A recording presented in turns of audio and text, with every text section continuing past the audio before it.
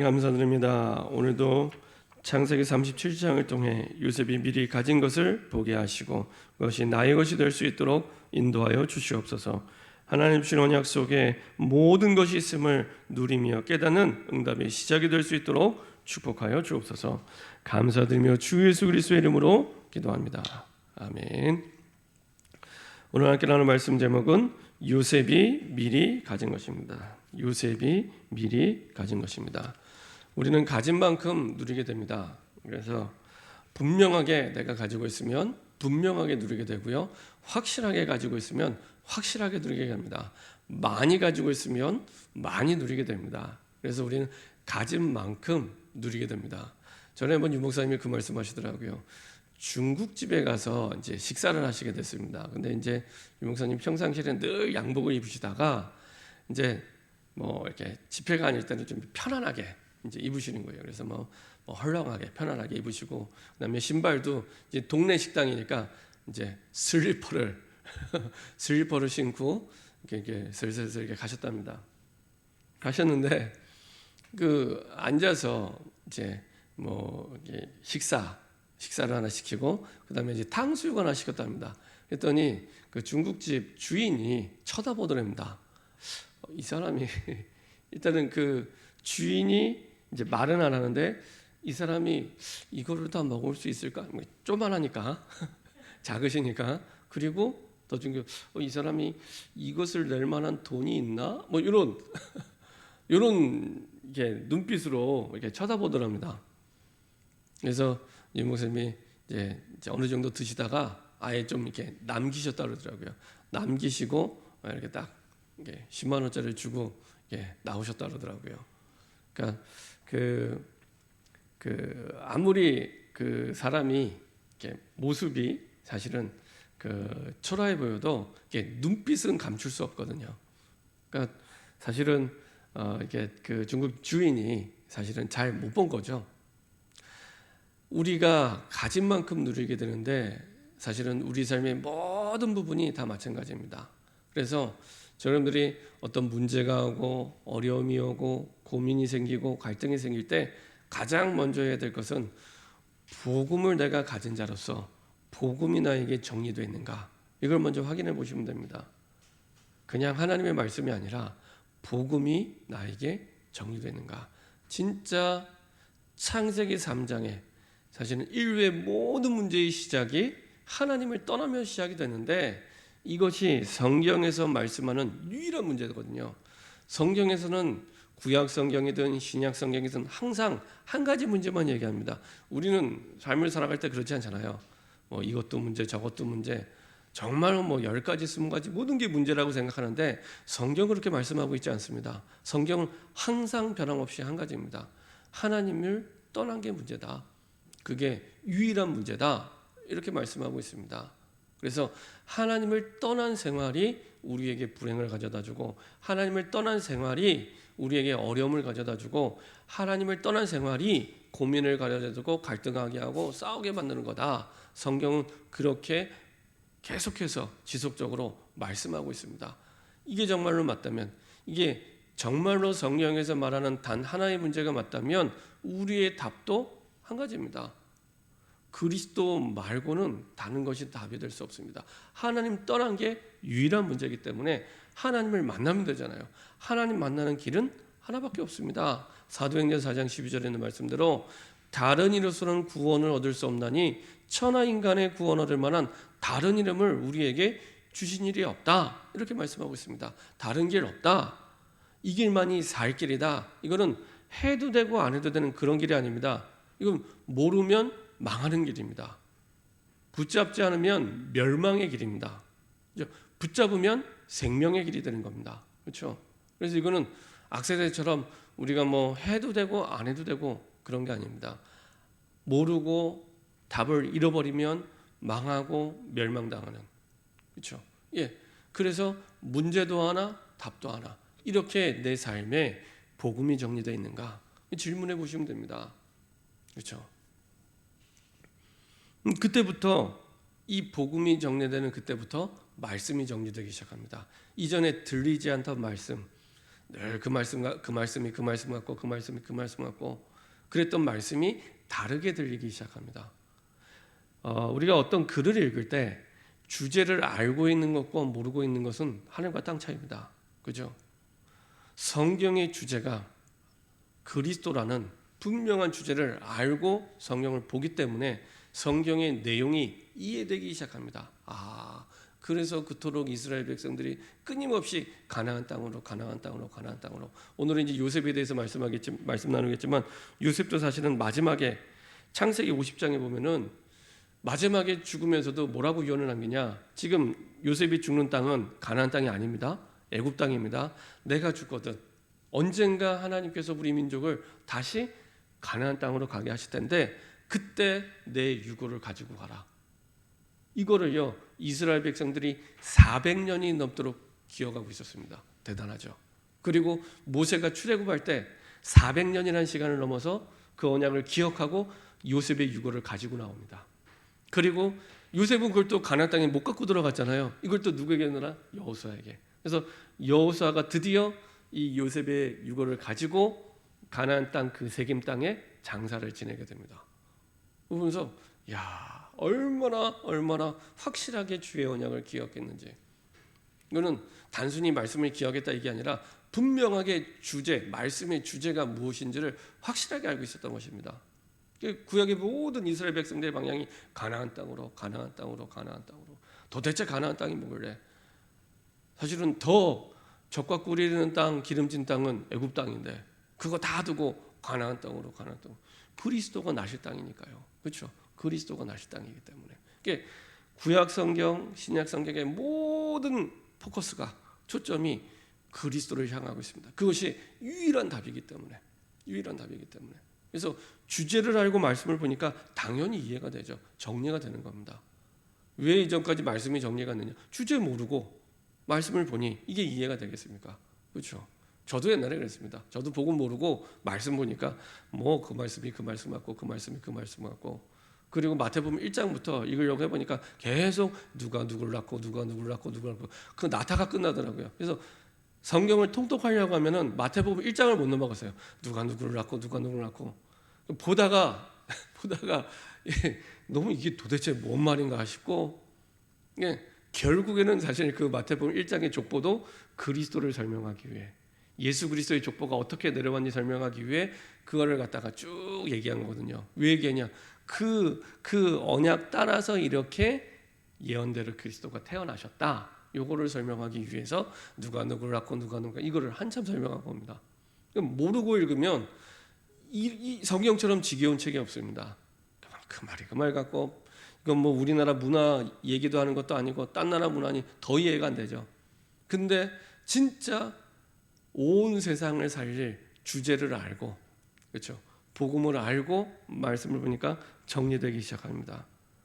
그때 내 인생에게 주시는 메시지가 딱 붙잡아지게 됩니다. 하나님 왜 나를 이런 직업을 갖게 하셨습니까?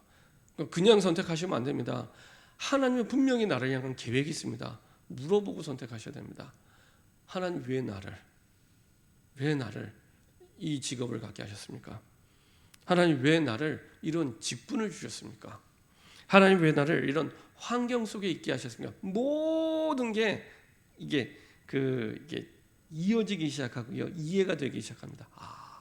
이전에는 문제만 보이고 어려움만 보이고 뭐 고민만 보이고 나를 힘들게 하는 사람만 보이고 그랬는데 이제는 이것이요.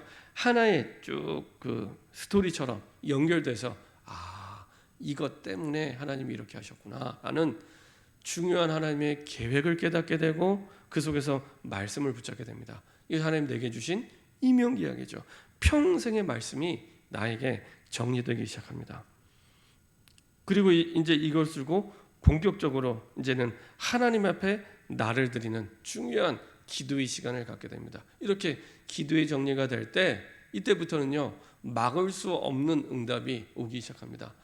코로나가 막을 수 없는 응답이 코로나가 100번 1000번이라도 막을 수 없는 응답이 계속 나에게 오게 됩니다. 성경 속에 주셨던 그 응답이 수천 년이라는 시공간을 초월해서 지금 오늘 나의 응답으로 발견되기 시작하고 누리기 시작합니다. 그래서 요셉은 뭘 미리 가졌냐? 한 가지입니다. 분명하게 하나님의 언약, 내게 주신 말씀을 분명하게 딱 내 걸로 가지고 있었습니다. 그거 딱 한 가지입니다. 그 한 가지 가졌습니다. 근데 그 한 가지가 한계가 아니라 그 속에 모든 응답을 가지게 되는 겁니다. 언약을 가졌을 뿐인데 그 언약을 통해 모든 응답을 가지게 됩니다. 가진다는 것은 내 거가 됐다는 얘기입니다. 성경 속에 요셉 거가 아니라 이제는 오늘 내 거가 되는 겁니다. 수천 년의 시공간을 초월해서 내 거가 되는 거가 됩니다. 내 거. 그렇죠? 그래서 사실은 이렇게 복음이 정리되고 말씀이 정리되고 기도의 비밀을 누렸던 사람이 사실은 요셉이었습니다. 요셉에게는 첫 번째로 사실은 보통 사람이 겪기 힘든 가정의 문제가 있었습니다. 어머니가 먼저 죽게 됐죠. 동생 베냐민을 낳으면서 죽게 됐습니다. 그러면은 요셉도 어렸을 때 어머니가 이제 일찍 이제 돌아가시게 됐죠. 근데 이게 요셉의 가문이 보통 가문이 아니잖아요. 일단 엄마가 4명, 그리고 배다른 형제들이 위로 형님이 10명. 얼마나 그 가운데 힘들었겠습니까? 쉽지 않겠죠. 이런 어머니가 죽음을 당하는, 어머니가 먼저 죽게 된 이런 큰 아픔을 겪게 되고요. 그리고 형들의 핍박도 사실은 뭐 어마어마했죠. 그래서 오늘도 여기 보니까 말씀에 이렇게 나와 있습니다. 2절에 보니까요, 야곱의 족보는 이러하니라. 요셉이 17세의 소년으로서 그의 형들과 함께 양을 칠 때 그의 아버지 아내들, 그것도 하필이면 비라와 실바입니다. 비라와 실바가 누굽니까? 비라와 실바, 그렇죠? 원래 이 그 요셉의 엄마의 하녀들이죠, 하녀. 그리고 그 원래 그 요셉의 엄마의 언니의 하녀입니다. 그 하녀의 아들들이죠. 비라와 실바의 아들들과 더불어 함께 있었더니 그가 그들의 잘못을 아버지에게 말하더라. 사실은 어찌 보면 이게 뭐 잘못을 얘기하는데 더더군다나 이제 미운 짓을 이제 하기도 하죠.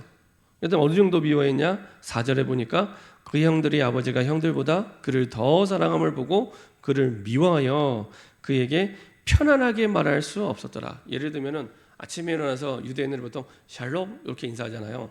뭐 그냥 잘 잤냐, 뭐 이렇게 안부를 묻잖아요. 그런 인사도 하지 못할 만큼 관계가 안 좋은 거예요. 아침에 일어나서 샬롬이라고 인사도 못할 만큼 관계가 안 좋은, 네, 이런 상황. 거기에다가 이제 나중에는 이제 기름을 붓는 것처럼 이제 꿈 얘기까지, 그것도 2번 연속 이제 꿈 얘기까지 하죠. 완전히 이제 돌아서게 만듭니다.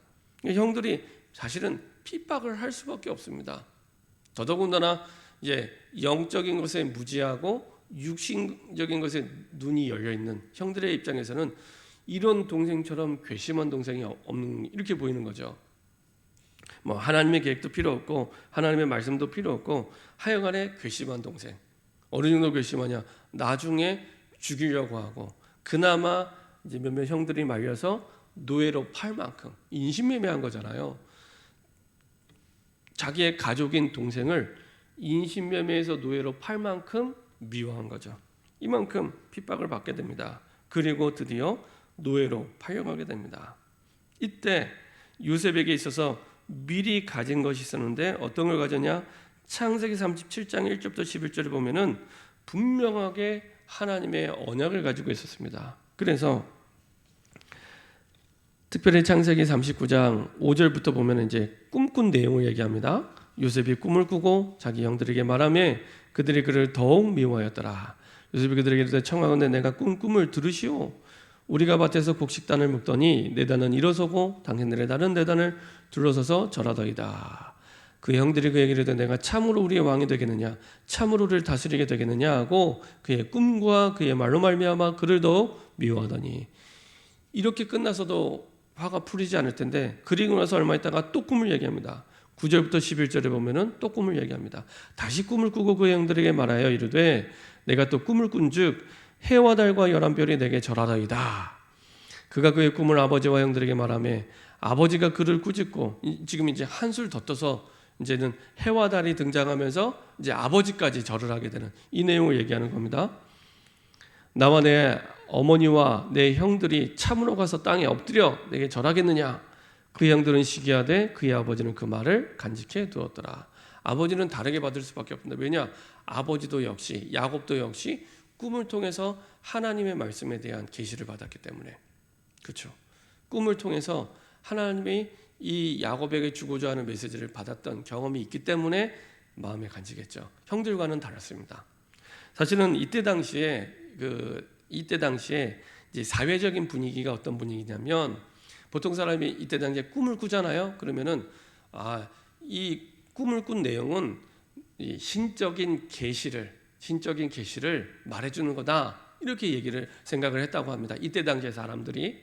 그러니까 사실은 형들이 조금만 영적인 눈이 열려서도 우리 동생한테 뭔가 하나님이 말씀하고 계시는구나, 하나님이 뭔가 지금 하나님의 음성을 들려주고 있구나라고 생각했을 때 전혀 형들은 거기에 무지했습니다. 늘 생각하고 바라보고 마음에 담은 게 육신적인 것에 길들여져 있기 때문에 전혀 영적인 것에, 이 당시의 사회 분위기가 그런 분위기입니다. 그런 가운데 두 번이나 이제 요셉이 자기가 꾼 꿈에 대해서 얘기하죠. 하나님이 이 요셉을 통해 사실은 꿈꿀 만큼 꿈에도 나타날 만큼 계속해서 하나님의 언약 속에, 말씀 속에 분명한 약속을 붙잡고 있었습니다. 자, 그리고 사실은 나중에 창세기 42장 6절, 43장 26절, 44장 10절에 보면 결국에 하나님이 주신 말씀대로 형들이 요셉 앞에 절을 하게 되죠. 그러니까 꿈대로 이루어지게 됩니다. 다시 말씀드리면 하나님이 주신 말씀대로 이루어지게 됩니다. 그렇죠? 창세기 42장 6절, 43장 26절, 44장 14절, 드디어 형들이 총리가 된 요셉 앞에 절을 하게 되고 요셉이 꾼 꿈이 현실이 되고 실현이 됩니다. 다시 말하면 하나님의 주신 말씀이 그대로 성취되게 됩니다. 자, 요셉이 이렇게 언약을 분명하게 미리 가지고 있었습니다. 이 언약을 가진 요셉이 어떻게 누렸냐? 창세기 39장 1절부터 6절에 보면은 잘 나와 있습니다. 어떻게 나와 있습니까? 여호와께서 요셉과 함께 하심으로 그가 형통한 자가 되어란 말은 요셉이 스스로가 능력이 있어서 잘했다는 게 아니잖아요. 하나님이 함께 하셔서 그렇게 만들어졌다는 의미입니다. 그렇죠? 여호와께서 요셉과 함께 하심으로 그가 형통한 자가 되어 그의 주인 애굽 사람의 집에 있으니 그의 주인 여호와께서 그와 함께 하심을 보며. 어느 정도로 하나님의 함께 하심을 봤냐? 불신자 보디발이 봐도 하나님이 함께 하시는가, 이게 보여질 만큼 보며 또 여호와께서 그의 범사에 형통하게 하심을 보았더라, 이렇게 말씀하고 있습니다. 그리고 심지어는 나중에 이렇게 말씀하죠. 5절에 그가 요셉에게 자기의 집과 그의 모든 소유물을 주관하게 한 때부터, 정확하죠. 이렇게 임마누엘을 누리는 요셉이 주관하게 한 때부터 여호와께서 요셉을 위하여 그 애굽 사람의 집에 복을 내리심으로 여호와의 복이 그의 집과 밭에 있는 모든 소유에 미치니라. 다시 말하면 하나님의 함께 하심을 누리는데 나와 함께 하심을 누리게 되고요.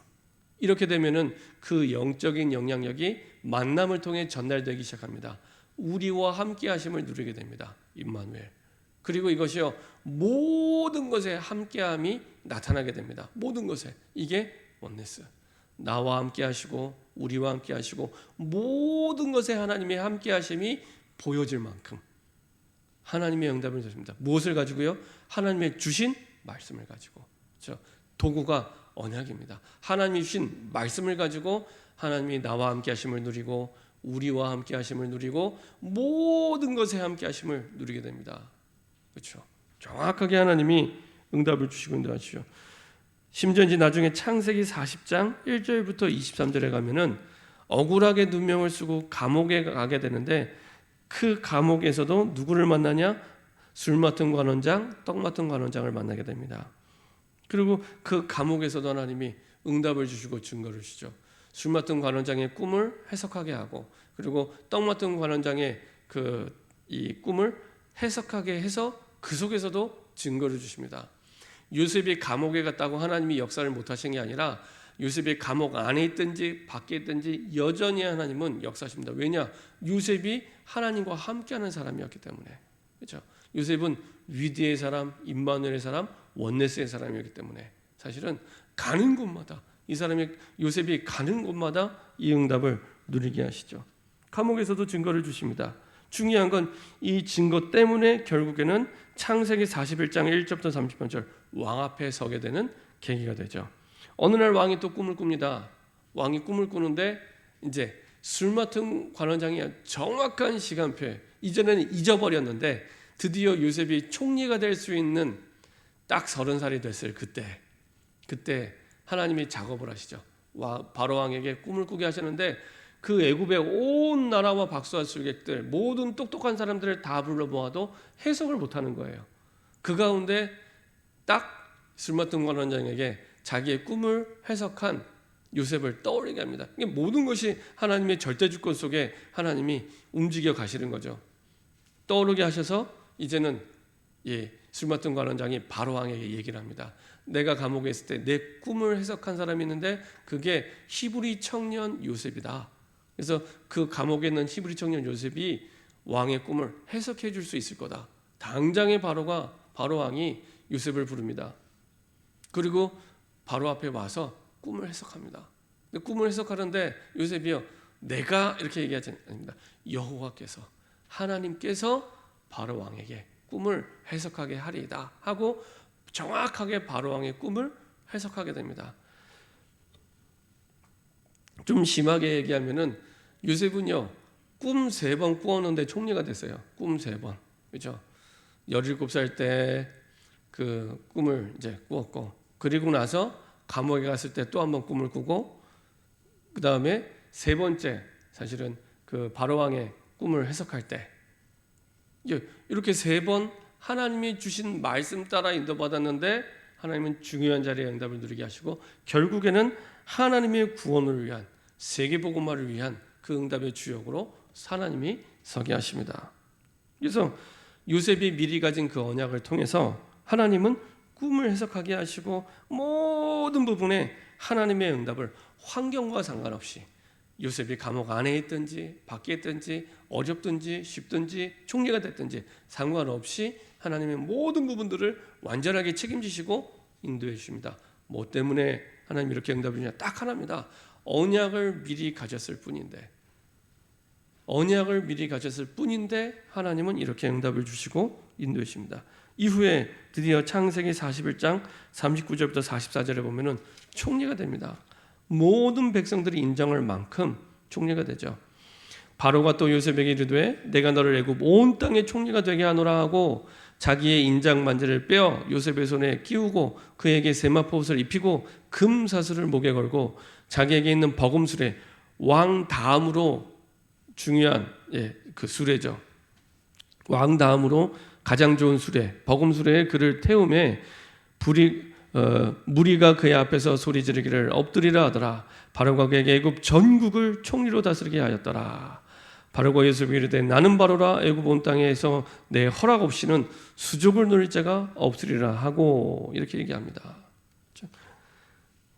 애굽이라는 그 당시 가장 강력한 나라의 하나님은 총리가 되게 하셔서 세계복음화의 주역으로 응답받도록 인도하십니다. 그것도요 이때 당시에 요셉의 나이가 30살입니다. 이게 얼마나 대단하냐? 지금 애굽이 요셉의 자국이 아니잖아요. 30살의 나이에 자국의 총리가 돼도 대단한데 남의 나라의 총리가 된 겁니다. 지금으로 얘기하면은 한국 사람이 17살에 미국에 가서 13년 만에 미국의 대통령이 된 겁니다. 어마어마하죠. 이런 응답을 하나님이 요셉에게 허락해 줍니다. 그 당시 가장 강력했던 애굽의 총리가 되는, 그렇죠? 있을 수 없는, 만약에 요셉이 열심히 계획을 세우고 막 뭔가를 만들었다면 이렇게 할 수가 없었을 거예요. 이거는요 요셉이 계획할 수 없는, 사람의 힘으로 만들 수 없는 이런 응답의 자리에 하나님이 언약대로 서게 하십니다. 그렇죠? 그래서 지난번에 말씀드린 대로 사람이 만드는 것, 사람이 계획하고 만든 것과 하나님이 주시는 응답은 차원이 다릅니다. 차원이 다른 응답을 하나님이 주십니다. 그렇죠? 그리고 창세기 50장 20절에 이제 임종할 그때 다시 한번 요셉이 고백을 합니다. 당신들은 나를 헤아려 하였으나 하나님은 그것을 선으로 바꾸사 오늘과 같이 많은 백성의 생명을 구원하게 하시려 하셨나니. 이게 하나님이 요셉을 향한 계획이었습니다. 그러니까 이스라엘 백성들뿐만 아니라 하나님은 애굽 백성들을 향한 구원 계획도 가지고 계셨기 때문에 요셉을 애굽으로 보내서 애굽까지도 살리는 사실은 세계복음화의 중요한 주인공으로 하나님이 세우시죠. 그래서 세계복음화의 그 언약을 붙잡은 대로 요셉의 평생이 인도받게 됩니다. 이때 당시에 요셉의 나이가 110세입니다. 그러니까 17살 때 주셨던 그 약속의 말씀이 110세가 된 그때까지, 그렇죠? 요셉은 잊지 않고 언약대로 인도하신 하나님의 계획을 분명하게 붙잡고 인도받았던 겁니다. 그렇죠? 하나님의 말씀대로. 지난번에 말씀드린 대로 하나님의 뜻만 영원합니다. 하나님의 뜻만. 그래서요, 정말로 하나님께 질문하고 모든 것을 질문하고 하나님의 주신 뜻을 붙잡고 가시면 됩니다. 우리가 여러 가지 일을 만나고 어려움을 만났을 때 다시 한번 복음을 정리하고 말씀을 정리하고 기도를 정리하면서 하나님의 뜻을 붙잡을 때, 이때부터 하나님의 중요한 세계모의 언약들이 깨달아지고 누려지게 됩니다. 그리고 아까 말씀드린 대로 창세기 50장 22절부터 26절을 보면은 요셉이 죽음 앞에서 유언을 합니다. 뭐라고 유언을 하냐? 24절에 요셉이 그의 형제들에게 이르되 나는 죽을 것이나 하나님이 당신들을 돌보시고 당신들을 이 땅에서 인도하여 내사 아브라함과 이삭과 야곱에게 맹세하신 땅에, 가나안 땅을 얘기합니다. 맹세하신 땅에 이르게 하시리라 하고, 요셉이 또 이스라엘 자손에게 맹세시켜 이르기를 하나님이 반드시 당신들을 돌보시리니 당신들은 여기서 내 해골을 메고 올라가겠다 하라 하였더라. 그렇죠? 이게 언제 이루어지게 됩니까? 400년이 흐른 이후에, 400년이 지난 이후에 드디어 요셉의 유언대로. 요셉은요, 미래를 살아보지 않았지만 하나님의 주신 언약의 말씀을 붙잡고 있으면 점쟁이가 아닌데 미래를 보고 오늘을 살아갈 수 있는 중요한 지혜를 하나님이 허락해 주십니다. 그래서 400년 뒤에 드디어 이스라엘 백성이 출애굽할 때 그 언약을 기억하고 가지고 나갑니다. 모세가 가지고 나갑니다. 그렇죠? 그리고 결국에 여호수아가 가나안 땅에 가지고 들어가게 되죠. 한번 확인해 보도록 하겠습니다. 출애굽기 13장 19절입니다. 출애굽기 13장 19절. 이제 400년이라는 세월이 흘러서요, 모세가 출애굽할 때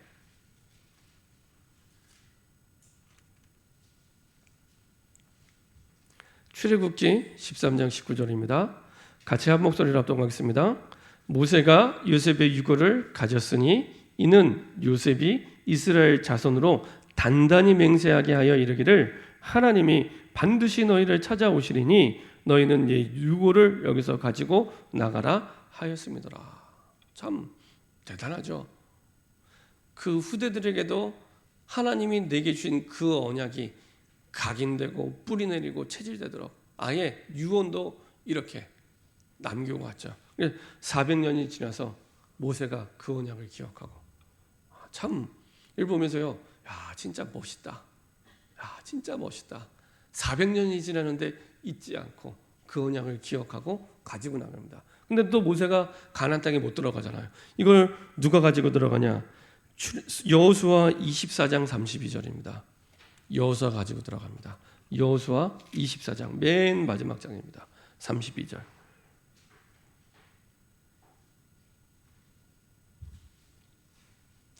여호수아의 맨 마지막 장입니다. 여호수아 24장 32절.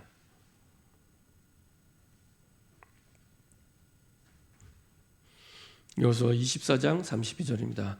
같이 한 목소리 합동하겠습니다. 또 이스라엘 자손이 애굽에서 가져온 요셉의 뼈를 세겜에 장사하였으니 이곳은 야곱이 100 크시타를 주고 세겜의 아버지 하몰의 자손들에게서 산 밭이라. 그것이 요셉 자손의 기업이 되었더라. 참 멋있죠. 또 이스라엘 자손이 애굽에서 가져온 요셉의 뼈를 세겜에 장사. 그것도 누구의 땅이요? 야곱이 산 땅에. 야곱이 누굽니까? 요셉의 아버지잖아요. 요셉의 아버지가 산 그 가나안 땅에, 그 세겜 땅에 요셉이 장사를 하게 됩니다. 정확하게 시공간을 초월해서 주의 언약이 성취되죠. 그래서 사람은 죽고 없어질지라도 주의 언약은 영원히 변함없이 쭉 이어지게 됩니다. 이 언약을 내가 오늘 붙잡는다면 내 삶의 현장에 성경 속에 주셨던 그 응답 그대로 하나님이 역사하시고 인도하십니다. 그렇죠? 이렇게 후대에게 그대로 이 언약이 전달돼서 그 언약의 여정을 걸어갈 수 있도록 인도하게 됩니다. 결론입니다. 그 사람이 보통 한 단어를 암기하려면 한 몇 번쯤 읽고 들어야 될까요? 한 단어를 암기하려면 보통은 한 단어를 암기하려면은 한 100번쯤 읽고 들어야 된다고 합니다. 한 단어를 암기하려면. 그렇죠? 그러면 우리가 삶의 현장에서 분명히 우리는 하나님의 언약대로 말씀대로 역사하실 텐데, 그렇죠? 이 언약이 나에게 얼마나 담겨 있는지 내 생각 속에, 내 마음 속에. 그래서 진짜 하나님이 내 삶에 체험이 되고 있는가 확인해 보면 내가 왜 어려움을 겪고 있는지, 내가 왜 힘들어하는지 분명한 답이 그 속에서 나오게 됩니다. 문제가 와서 어려운 게 아니라 답이 되는 언약을 내가 놓치고 살았기 때문에, 문제가 와서 힘든 게 아니라 그 힘든 문제를 해결할 답이 되는 언약을 내가 놓치고 있기 때문에 기억하지 않고 있는 거예요. 그 언약을 기억하지 않으면 어떻게 되냐? 분명히 우리의 믿음은 들음에서 나고 들음은 그리스도의 말씀에서 난다고 로마서는 말씀하고 있습니다. 언약이 없으면 내게 믿음이 없다는 겁니다. 믿음이 없으면 나에게 아무런 역사가 일어나지 않겠죠. 그러면 나빠서가 아니라 우리는 분명히 구원을 받아놓고도 불신자랑 똑같은 생각, 똑같은 고민, 똑같은 이 어려움을 생각하고 고민하면서 갈등하면서 살아가야 되는 것입니다. 그래서 조금만 하나님이 주신 말씀을 내 마음에 담으면 됩니다. 반드시 언약대로 말씀대로 역사할 건데, 중요한 거는 우리의 후대입니다. 너무나 이제 시급한 렘넌트 현장이 됐습니다. 언약을 잊어버리는 정도가 아니라 아예 완전히 모르고 살고 있다 보니까 너무너무 심각한 현장이 됐습니다. 그래서 그 통계에 보니까요, 대략 우리의 렘넌트들이요 한 30%는 영적 문제가 심각하다고 합니다. 30%는. 그러니까 길 가는 아이들 10명 중에 30%는 이제 영적 문제 속에서 헤매면서 계속 살아가고 있는 겁니다. 그리고요, 그 가운데 또 다른 한 40%는 이제 공부의 어려움을 겪고 살아가고 있고요. 그 가운데 한 30% 정도만 이제 공부를 조금 하면서 살아가고 있다 합니다. 그것도 복음 모르면서 공부를 하고 있기 때문에 방향을 모르고 사실은 공부를 하고 있는 겁니다. 그래서 영적 문제에 있는 아이들에게 정확한 언약의 답을 주어서 치유가 되도록, 치유가 되면 분명히 말씀과 기도 속에서 하나님이 그 후대에게 주신 달란트가 보입니다. 그래서 강단의 말씀 속에서 기도 수첩의 말씀과 핵심 메시지를 계속 들으면서 정리한 렘넌트들은요 한 사람도 빠짐없이 자기 인생을 향한 달란트를 발견하게 됩니다. 이렇게 달란트를 발견하게 됐을 때 복음의 언약 속에서 그거에 대해서 공부에 집중할 때 진짜 응답을 받게 되고 진짜 공부를 하게 되는 겁니다. 사실은 그런 거 없이 영적 문제 있는 아이들이나 공부에 어려움을 겪고 있는 아이들이나 혹은 공부를 하고 있지만 방향 모르고 있는 아이들 다 사실은 복음과 상관없이 완전히 사실은 공부를 해도 공부를 안 해도 망하는 길로, 사실은 저주와 재앙의 길로 가게 됩니다. 그대로 가게 됩니다. 그런 경우를 너무 많이 보게 돼요. 저는 제가 어렸을 때 교회 다닐 때는 교회 어른들이 공부를 열심히 해라, 잘해라, 그래야 훌륭한 사람 된다, 그래야 좋은 대학 간다. 그래야 하나님께 영광 돌린다. 이런 얘기를 참 많이 하셨어요. 이게 나쁜 얘기는 아닌데 전혀 사실은 성경에 안 나오는 얘기를 얼마나 확신 가지고 얘기하시는지. 공부를 열심히 하면 훌륭한 사람 됩니까? 공부를 열심히 하면. 성경에서는 공부를 열심히 하면 훌륭한 사람이 된다고 말씀하지 않습니다. 진짜 예수를 잘 믿을 때 훌륭한 사람이 되고 복음 안에서 공부를 해야지 훌륭한 사람이 되는 겁니다. 그죠? 아닌가요? 그죠? 복음 안에서 그죠? 복음 안에서 하나님 주신 언약 따라서 공부를 할 때 그 공부가 바른 공부가 되고 중요한 공부가 되고 하나님께 영광 돌리는 공부가 되는 겁니다. 그렇죠? 근데 그런 거 없이 사실은 언약 없이 이렇게 우리의 후대들이 살아가고 있습니다. 저는요, 지금도 많은 아이들이 정신 문제로 어려움 겪고 있지만 앞으로는 훨씬 더 많아질 겁니다. 지금 아이들이 자라는 환경이 그런 환경이에요. 너무 심각한 환경 속에서 살아가고 있습니다. 지난주에도 여러분들 뉴스 보셨잖아요. 20대 남동생이 30대 누나를 죽였어요. 20대 남동생이 30대 누나를 죽였어요. 죽인 이유가 너무 황당합니다. 누나가 잔소리해서 죽였대요. 뭐 잔소리해서 죽일 것 같으면요, 이 땅에 죽어야 될 사람이 얼마나 많습니까? 그죠? 제가 볼 때는 그 20대 그 남동생이 정상적인 생각이라고 저는 생각하지 않습니다. 정상적인 마음을 갖고 있다고 생각하지 않습니다. 이미 오래된 문제입니다. 사실은 굉장한 영적 문제예요. 저는 정신 문제 갖고 있다고 생각합니다. 올바른 정신이 아닙니다. 근데 그런 사람이 한두 사람이 아닙니다. 제가 그 서울대학에 한 2년 정도 대학생들 사역을 들어갔었습니다. 저는 공부 잘하면 정신 문제가 있으면은 그 대학을 잘 못 갈 줄 알았어요. 근데 아니더라고요.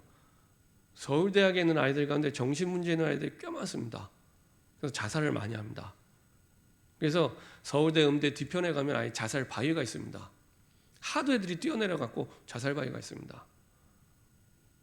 그 아이들 가운데 심각하게 정신 문제가 있는 아이들 굉장히 많아요. 굉장히 많아요. 그래서 이제 갖고 있던 상식이 다 깨졌습니다. 공부 잘하면 정신 문제 안 온 줄 알았는데 아닙니다. 복음 모르고 열심히 하는 만큼 문제 오게 돼 있습니다. 복음 모르고 돈을 많이 벌려고 애쓰는 만큼 문제 오고요. 복음 모르고 열심히 공부 잘하려고 하는 만큼 문제 오게 돼 있습니다. 그렇죠? 그리고 많은 부분에 사실은 해결할 수 없는 어려움들이 계속 오게 되죠. 너무너무 심각한 상황 가운데 있습니다. 그래서 복음 가진 저와 여러분들이 너무 중요합니다. 저와 여러분들이 분명하게 복음을 얘기해 주지 않으면 사실은 계속 멸망의 길로 갈 수밖에 없습니다. 특별히 오늘이 어린이 주일이고 특별히 이번 달이 가정의 달인데 정말로 우리 후대를 두고 마음에 담고 기도해야 될 시간표입니다. 한 세대를 25년으로 보는데요. 한 세대가 되냐면 지금 주일학교 아이들이 딱 저 여러분들이 앉아 이 자리에 앉아 있게 됩니다. 우리 지금 주일학교 아이들 몇 명입니까? 그 아이들이 25년 한 세대가 지나면 딱 이 자리에 앉아 있습니다. 그때 정도 되면은 저 여러분들이 이 땅에 없을 수도 있고 있을 수도 있겠죠. 그러면 딱 미국 교회처럼 유럽 교회처럼 되는 겁니다. 그냥 전도해야겠다 그 차원이 아닙니다. 진짜 중요하게 사명을 가지고 우리 후대를 살려야 될 이유가 있습니다. 너무너무 심각합니다. 완전히 그 사단의 무방비 상태에 노출되어 있다고 보시면 됩니다. 그래서 여러분들이 조금만 하나님이 주신 정확한 언약을 붙잡고만 있어도 반드시 기도응답 주십니다. 기도응답 주십니다. 이게 증거잖아요. 증거가 있으면 증인이 되잖아요. 그때부터 사람을 살리는 게 어렵지 않게 됩니다. 그렇죠? 그래서 그 속에서 전도 운동이 시작됩니다. 그래서 조금만 기도응답 받으시면 됩니다. 네, 그것도요. 조금 가슴에 손을 얹고 하나님께 질문해 보시면 됩니다. 내가 진짜 하나님이 내게 주신 기도응답을 내가 받고 살고 있는가? 그러면 그 속에서요. 많은 중요한 응답이 새롭게 시작이 됩니다. 이렇게 분명하게 언약을 붙잡고 하나님이 주는 기도응답과 증인으로 선 영적 파수꾼이 필요한 시간표입니다. 이런 영적 파수꾼이 우리의 기간마다 한 명만 세워져 있어도 됩니다. 그 파수꾼이 서는 곳을 통해서 하나님은 반드시 중요한 우리 후대를 향한 응답의 문들을 여시고 응답의 문들을 여십니다. 우리 현장마다 구역마다 이런 영적 파수꾼이 세워질 수 있도록 여러분들이 중요하게 언약을 붙잡고 인도받는 새로운 시작이 되기를 소원합니다. 복잡하게 생각 안 하셔도 됩니다. 요셉이 미리 가진 건 한 가지였습니다. 언약. 하나님이 내게 주신 언약, 이거는 내 거야 라고 붙잡을 수 있는 언약만 있어도 됩니다. 그 속에서 하나님께서 모든 응답을 시작하게 하시고 누리게 하실 줄 믿습니다. 기도하겠습니다. 하나님 감사드립니다. 요셉이 미리 가졌던 세계복음화의 그 언약이 나의 것이 되게 허락하여 주옵소서. 그 한 가지가 아니라 그 한 가지 안에 만 가지 응답이 있음을 깨닫고 누리게 하시고 모든 응답이 하나님이 주신 언약 속에 있음을 누리는 증인으로 서게 허락하여 주옵소서. 주의 언약 붙잡고 기도할 때 분명한 기도 응답을 누리게 하시고 분명한 증인으로 서서 우리 후대를 향한 전도운동의 증인으로 설 수 있도록 축복하여 주옵소서. 이런 영적 파수꾼이 우리의 기간마다 현장마다 세워질 수 있도록 인도하여 주옵소서. 감사드리며 주 예수 그리스도의 이름으로 기도합니다. 아멘.